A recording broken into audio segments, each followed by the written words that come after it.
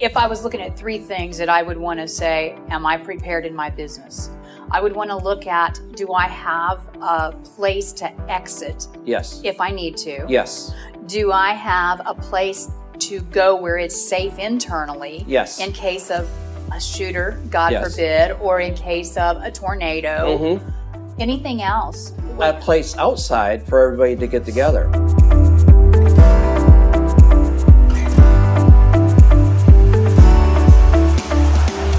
Hi, I'm Donna Griggs, CEO of Propel Change, and today we have Mark Szyperski, who is the CEO of On Your Mark Transportation. Mark, it is so good to see you again. We've been friends for a long time. Yes. And I really love your whole history in the transportation industry because you really grew up in the transportation industry and now you have a great consulting company Yes. that helps transportation companies get better, right? Yes. Yes. I think the story of how you learned about customer service, because you are excellent at customer service and I've seen you do wonderful things with companies there. Thank you. Tell me a little about how did you get your experience in customer service? Well, I literally grew up on a bus. My dad drove bus for Greyhound Were you Bus born Line. on a bus? Almost. Oh. Going down Highway 41. Not quite like that. But yes, from my day I was born, my dad had driven for Greyhound Bus, and as I've got pictures of where I could barely climb the steps Wow. going up. And the real Santa Claus, I was in Michigan, and we all know the real Santa Claus was in J.L. Hudson department store in Detroit. And so my dad would drive from Bay City to Detroit to spend time with my dad. I was in the right front seat of the Greyhound bus, and from age 5 and 6, he would say I had to be nice to that lady because, and explained a lot of things, what was going on. He couldn't step off the bus without his hat on. He had to stand at the door, and back in those days, they had often had mystery riders. So he was really had to watch the customer service angle of it. So I learned about the industry right from then, buses and being around drivers and being around maintenance, and it hasn't changed since the day I was, in the early driver rooms. Mm-hmm. So you got to know everybody that rode buses regularly, probably. Yes. With you. That was probably a lot of fun. And they got on the bus, and there was this little kid, little munchkin. Yes, that my dad would introduce me to, and so yes, I knew the regular riders. I saw dispatch at work. I saw maintenance at work, and how drivers and maintenance people reacted. Mm-hmm. And it's exactly the same today as it was back then. That's wonderful. Yes. It's a nice thing to say that about any industry, isn't it? Yes, it is. It's the same customer service. It really is. And I taught customer service at the college level for 10 years. And so that's another aspect of it where I was able to bring in real life experience into, and I do today in my consulting. Mm-hmm. These are real things that happened, and let me tell you about. Having me as an instructor or as a consultant is kind of like being with your grandfather. Yeah. Stories for days. You're not that old, Mark. Well, what I want to talk to you about is you have a really neat service that you offer, which is your emergency preparedness. Yes. In companies, so in my world, in consulting and in the how do we move change through, here's what emergency preparedness means to me. What are we going to do if our employees all walk out the door because they're mad? Very different than in your world. That's true. Talk to me a little bit about your methodology and what you look at and how you get businesses ready for the what ifs. Well, that is the first part, is getting people to understand they really need to take a few hours or something to specifically spend time doing emergency preparedness. Mm-hmm. So many people in the back of their mind going, oh yeah, we've got that handled and so forth. So I go in, and one of the first things I ask to do is, on my own, I want to walk through the business and take notes on things. Mm-hmm. And then I come back and sit down with HR or the owner of the business or so forth, and we talk about what would happen if. And it's amazing how many times I'll sit down with that person and say, how would the people in the maintenance department, or how about the people in the back room, how are they going to get out if that door is blocked? And I, for example, had an owner one time say, we've got 5 garage doors back there. And I pointed out that 4 of them had things in front of them at that time when I walked through. They could not have gone out those 4 out of 5 doors. And when something happens like that, the human brain, it reacts weird. It's mass exit, yes, right? Yes, and folks all of a sudden can't think straight. I actually had a situation where a person got hurt in the shop, and this was, of course, way before cell phones, and they wanted to make a 911 call. The receptionist couldn't remember what the 911 number was. She was panicked and just went into a freeze. Wow. And at the time, ownership didn't want to have other telephones. They had just internal phones in the back because they didn't want employees making outgoing phone calls. So the only way to reach 911 was through the front office, and she froze up, couldn't remember the emergency number. Because when you're in that kind of a stress, your brain does funny things. So what is one of the worst things? I know in my business, I'll go in and I see all kinds of situations. Sometimes I go, we can make this work, but it's going to take a while. Yeah. And other times it's like, yeah, this is a piece of cake. Don't worry about it. It'll be fine, right?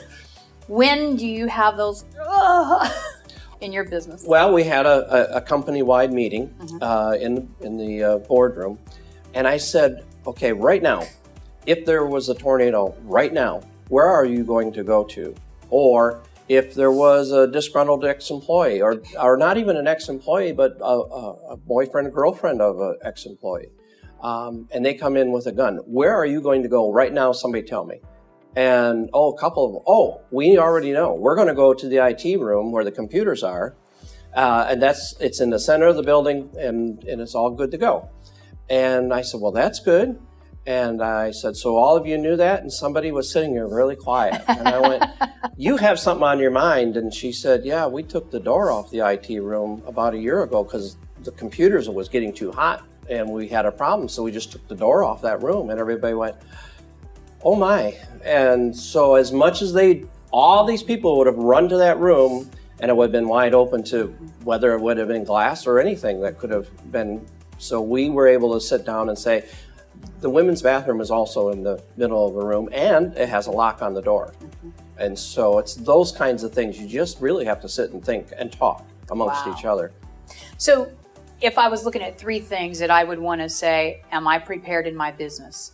I would want to look at, do I have a place to exit? Yes. If I need to? Yes. Do I have a place to go where it's safe internally? Yes. In case of a shooter, God forbid, or in case of a tornado. Anything else? A place outside for everybody to get together.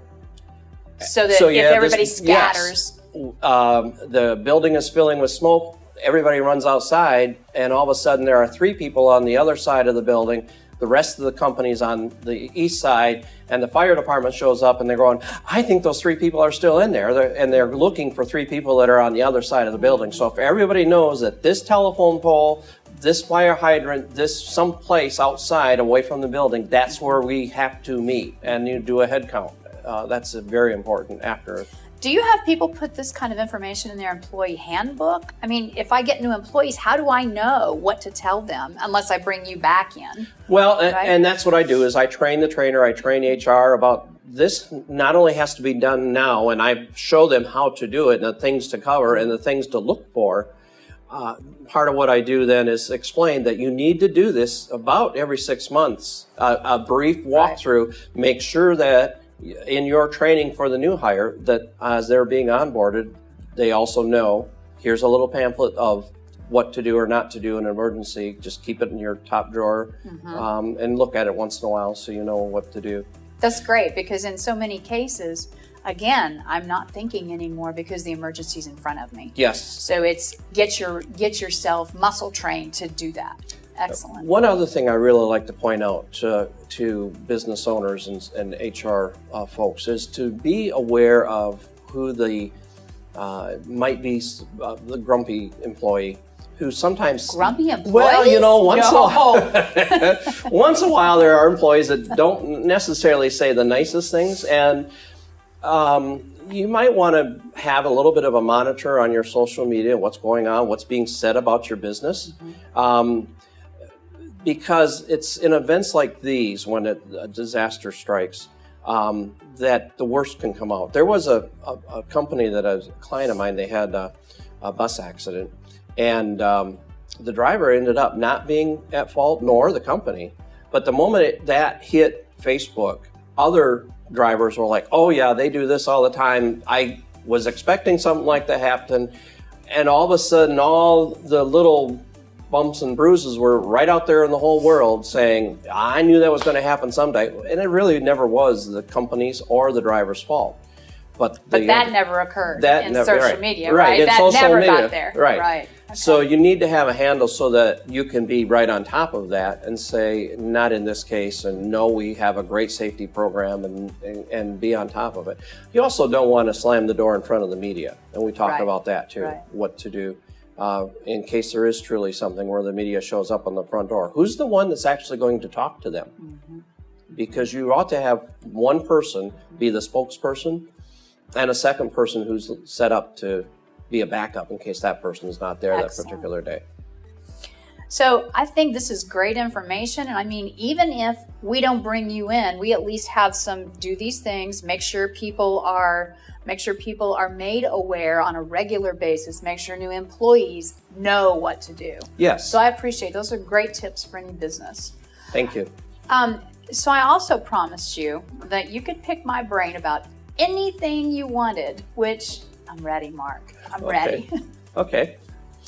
How do you handle the situation where you have a new CEO who doesn't know the industry and has to learn very quickly and is a little bit of aversion to change because, this industry is just like every other industry. Mm-hmm. Yet some of the industries are different and they're little quirks. And so how do you get to that person and say, you are a CEO, but you still really need to listen, take some outside advice?